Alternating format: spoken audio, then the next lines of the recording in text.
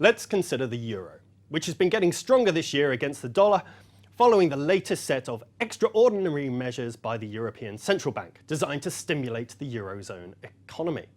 It will buy corporate bonds, the sort of direct lending to companies the US Federal Reserve was forced to try during the Great Depression of the 1930s.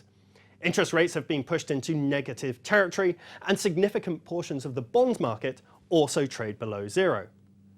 And yet, the continent's currency has been getting stronger.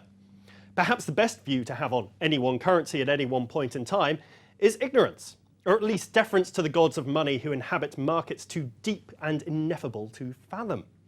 Yet the ECB is in good company. It is one of 5 central banks which have announced looser monetary policy measures this year, looser than many of the investors and economists who tried to predict these things had forecast. Loose monetary policy might be thought to be associated with weaker currencies. But Japan, New Zealand, Sweden and Norway have all seen the value of their currency rise following the announcements of fresh stimulus. A sign that markets are losing faith in the powers of central banks, perhaps. One way to think about these moves may be to take a longer-term view. The recent strengthening of the yen seems strange until we look at where it was trading only a few years ago. It remains extremely weak compared to what a yen was worth in 2012. The average rate against the dollar this century is 106 yen to the dollar, not far from the 109 where it was trading on Tuesday.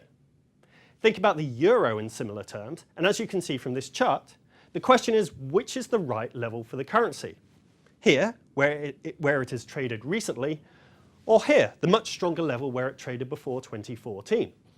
If the century average of 123 to the dollar is anything to go by, the euro could easily be stronger than it is today. There is also another reason to think that the euro could strengthen. Monetary policy, as judged by real interest rates, is perhaps looser in the US than it is in Europe. If you consider this chart, real interest rates are calculated by subtracting the rate of inflation from nominal interest rates. BNP Paribas here have compared real rates in Europe and the US, where inflation has started to pick up, pushing negative real rates lower. The euro, they argue, could strengthen further in the next few months. If it does, cheaper imports would mean even less inflation in Europe, putting further pressure on the ECB to act, but also raising fresh questions about its power if it does.